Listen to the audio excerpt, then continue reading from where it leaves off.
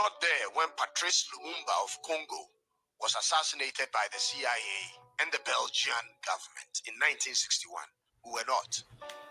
We weren't born when Kwame Nkrumah was removed in a coup by the same CIA in 1966 on his trip to Vietnam. When Thomas Sankara was assassinated by France and his right-hand man in 1987 in Burkina Faso, we were very, very young. And even when Muammar Gaddafi of Libya was brutally unalived in 2011 by NATO, we were uninformed and thought it was for the good of Africa. Do you know what's common between Lumumba and Nkrumah? They were seen too close to Russia. It was a threat to the West. Today, in our own eyes, they are coming again to remove another great African. Captain Ibrahim Traore is seen too close to Putin of Russia and must therefore be removed. That's the agenda, ladies and gentlemen. This time, with all the information we have as Black Africans, what are we going to do about it? How will history remember us? What will we say when history talks about our generation? Did we put up a fight? Did we stand up? Did we say something, or did we look the other way, thinking it was too far away from our doors? Ladies and gentlemen, that time is here to stand for something. France and the US government have decided to take down Captain Ibrahim Traore of Burkina Faso by any means necessary. What's your stand on this matter? Can't we, as the people of Africa, throw the biggest continental march or demonstration ever in support of our brother from Ghana, South Africa, Nigeria, Sierra Leone, Gambia, Burkina Faso, Mali, Niger, Cameroon to Ethiopia? Can't we put together a simultaneous march on the same day across the continent of Africa in support of this young hero? I believe we can, ladies and gentlemen. Nothing should stop us. And I believe we can start discussing this in the comment section, if that's something you would like to see.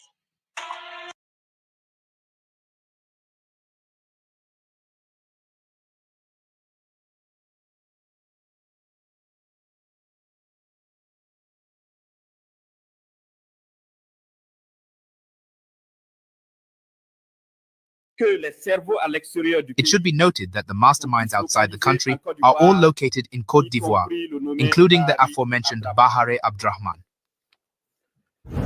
The intelligence services followed the maneuver, which, according to the plan of the terrorist conspirators, was to culminate on Wednesday, April 16th, 2025, in an assault on the presidency of Faso by a group of soldiers recruited by the enemies of the nation. The plot is actively continuing from their operations center in Abidjan with the objective of sowing chaos in Burkina Faso before the month of June.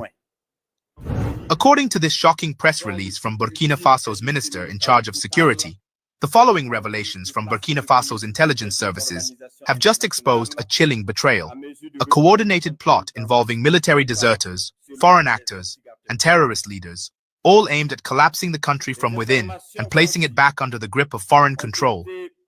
This wasn't just an attempted coup. It was a full-blown scheme to dismantle a rising sovereign nation. And yet, it failed. Pay attention and listen all through for more details. You will be shocked. Press release. Several weeks ago, intelligence services intercepted multiple communications between an individual and terrorist leaders concerning details of the positions of the defense and internal security forces, the volunteers for the defense of the homeland, as well as military operations. After in-depth technical analysis, the individual was identified as Bahare Abdrahman, a known officer in the Burkinabe Armed Forces. He was identified as belonging to the Military Justice Battalion.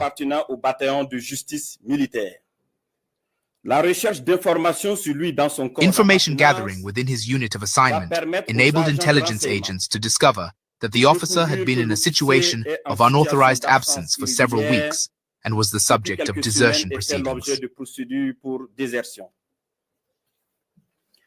The surveillance of the communications of the deserter Lieutenant Barry Abdra revealed additional links of interest to the intelligence services. Notably, with an officer of the armed forces named Compaoré Joanny, a former non-commissioned officer of the Burkinabe army named Zerbo Lauko, an officer on duty at the Integrated Operations Center of Burkina Faso, Commander Ouedraogo Frederick, an armed forces officer on training in a European country, but a long-time deserter who had joined Abidjan under the name Caboret Constantin. The meticulous work of the intelligence services uncovered a large-scale plot being prepared against our country, whose ultimate goal was to sow total chaos with a view to placing the country under the tutelage of an international organization capable of regaining control in 10 or 20 years, according to the instigators.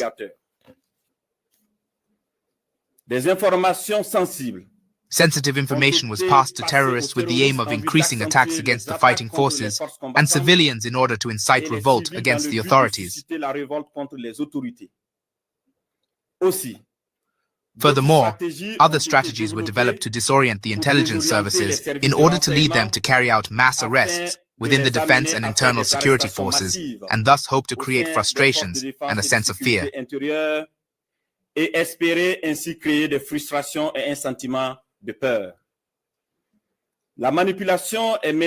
Manipulation was also carried out through messages disseminated to unjustly target certain individuals, and other messages sent to corps commanders to frighten them by indicating that they would be arrested as being on a so-called blacklist.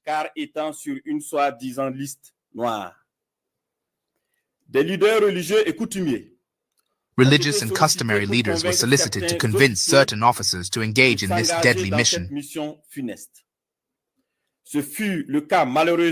This was unfortunately the case for Captain Ouedraogo René David, currently at large. In the same vein, VDP, Volunteers for the Defense of the Homeland, were contacted to demoralize their comrades, and money was sent to them for this vile task.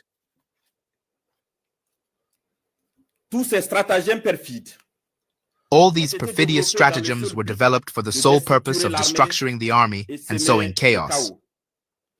The intelligence services followed the maneuver, which, according to the plan of the terrorist conspirators, was to culminate on Wednesday, April 16, 2025, in an assault on the presidency of Faso by a group of soldiers recruited by the enemies of the nation.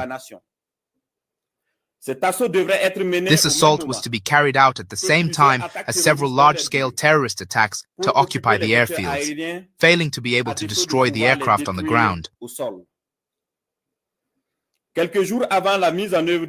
A few days before the implementation of this diabolical plan, VDP and patriotic soldiers presented themselves to several services, notably intelligence and the presidency of Faso. Donald Trump, you dare to touch Burkina Faso. You dare to touch South Africa. You dare to touch our African continent. American empire has fallen into pieces around the world. We will destroy you if you try to destroy us. We will destroy you if you try to destroy Africa. We will destabilize your country if you try to destabilize Africa. Enough is enough now. Get fuck out from Africa now. You have no say in our continent. Ibrahim Traore is not alone. We are South African. We are standing firmly with him. Just because you got power, you can come destabilize our continent. Get fuck out from South Africa now. Get fuck out from Africa right now. Get fuck out from Burkina Faso.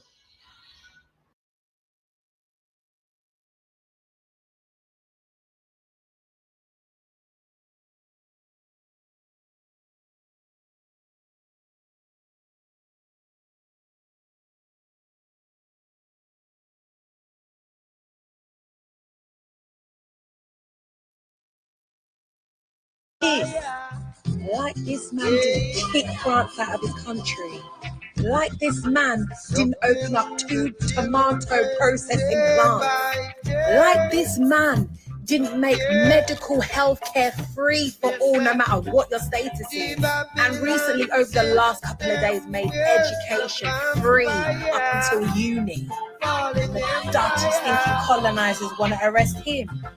Are we supposed to act like France didn't have his hands around Burkina Faso's throat for how long? And now we have a leader who's doing what no bumper clock cowardice African leader has done. And you want to arrest him on what charges? Listen, as a black people, there's one thing we can all unite around the globe. It's because of this man, you understand? And he needs to be protected all costs, spiritually, physically, mentally. He needs to be protected by every single one of us. They already tried to take his life 19 times, yeah? And it's clearly going up. So I suggest you start praying for this man, praying for his life, praying for his family, praying for his country. And to all of you cowardice African leaders, yeah, if they try and step to Traore, you need to prove yourselves and try and protect him. Send military, send resources, send everything you can to make sure that he protects his country. That's what you should do. But we know how it goes already with you African leaders. You rather fatten up your pockets rather than look after your people. Some of you don't even deserve to be leaders, because if you're not even putting your life on the line for your people, for your country, what the hell are you doing trying to run it? You see how Ibrahim done it?